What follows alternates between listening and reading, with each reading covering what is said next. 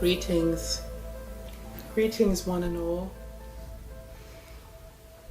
My name is Alaenura and it is November. It's so good to be here with you. I'm just finishing off smudging and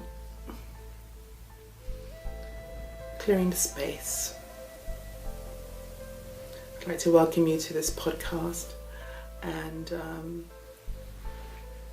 here we are again, coming towards the end of the year and the end of a cycle. And I'd like to just share a few thoughts with you today in regard to the cycle of life and in regard to the acceptance of the cycles of life and how we have been hooked and caught up in attaching to the dualistic meaning of endings, of aspects of the cycle that we reject or resist. And it's really important that we examine this, because as we have descended to be in this planet, the idea of incarnating in this body is to assimilate the learnings that are here to receive in this human journey and on this sacred blue-green planet. And the planet in itself and the planet consciousness is not dualistic. It's that of oneness. It's as human evolution, something has happened some time ago where something slipped in and interfaced with that oneness, which gave us a dualistic perspective or created a dualistic perspective of what is. So consequently,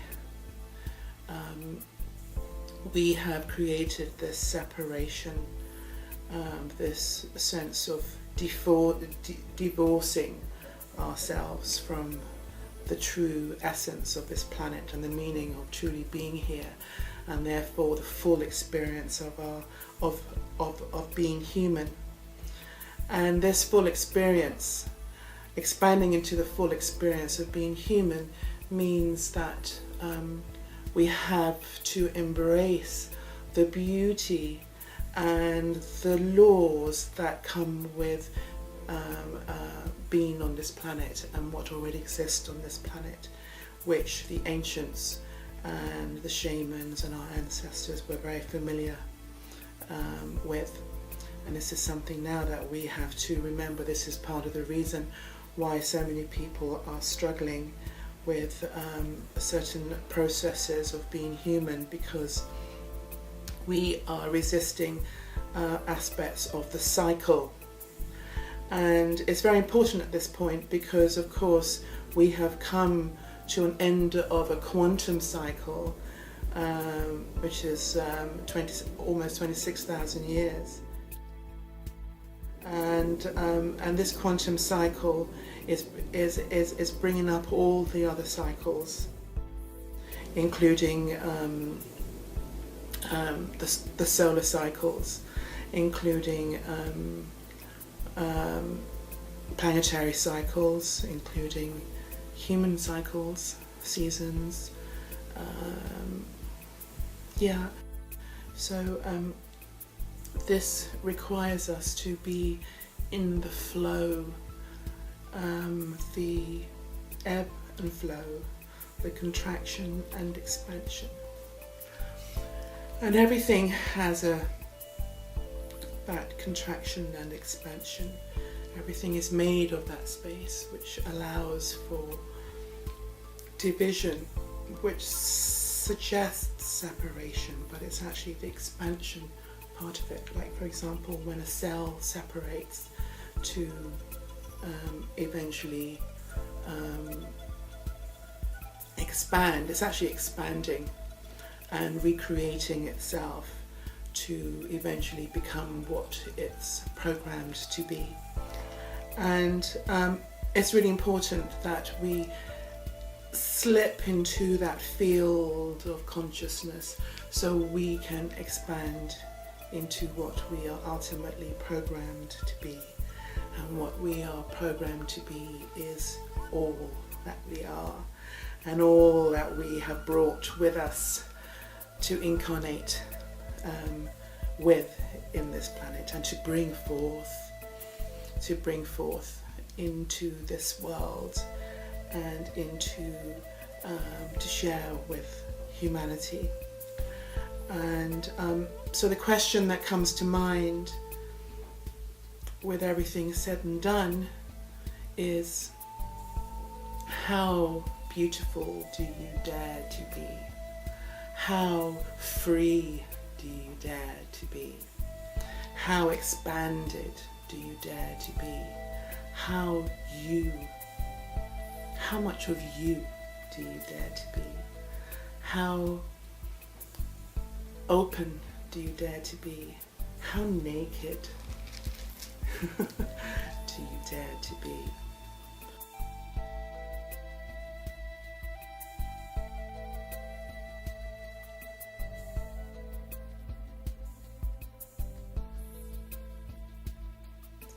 And this is really important, because when you look at life and you look at nature, if you look at a horse or any creature, an insect, a bird, it does not ask permission to be all that it is.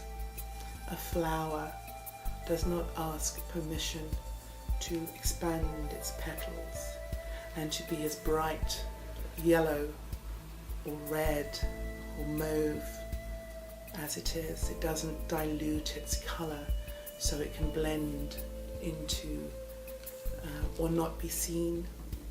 And we were created in the same way. So how beautiful do you dare to be?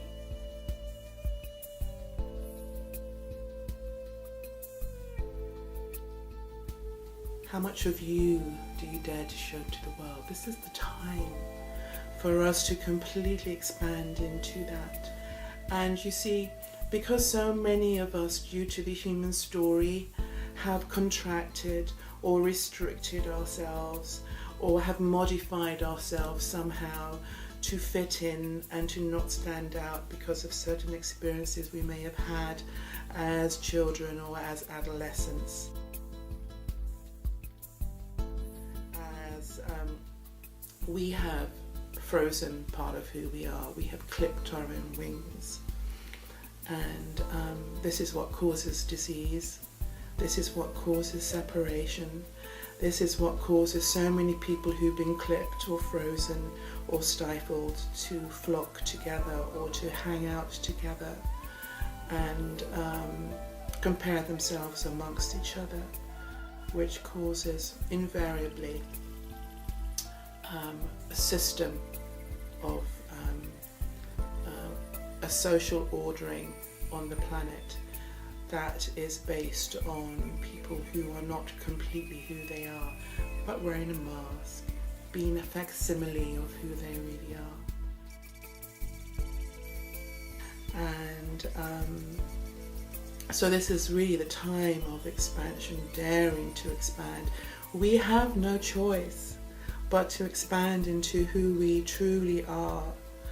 And this is the reason why there is so much coming up, so much that has been constricted, so much that has been frozen that is now melting, allowing it to come forth, so much that has been constricted or stifled or stuffed away is now coming forth to be freed. And as we free ourselves, recognize these things without attachment and let them go because they're not ours to hold, we can literally feel lighter.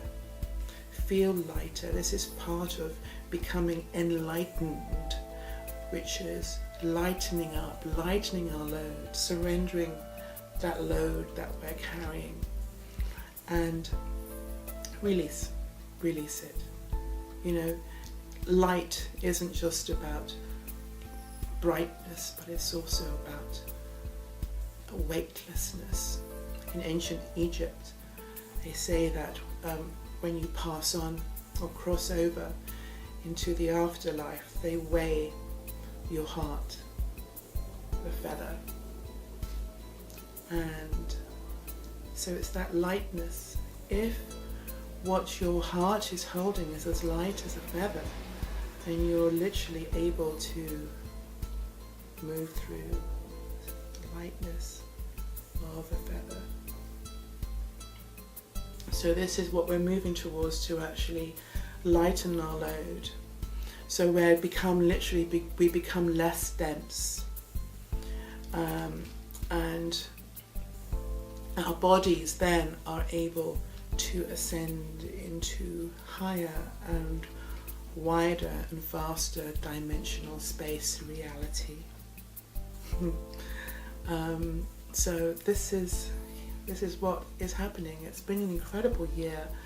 2013 is very much about receiving light information, expanding, releasing, allowing oneself to be seen, all of you, warts and all, and to surrender all that does not serve you, and to expand further into our true bodysuits, which is the metaphysical bodysuit, which is much faster and much wider.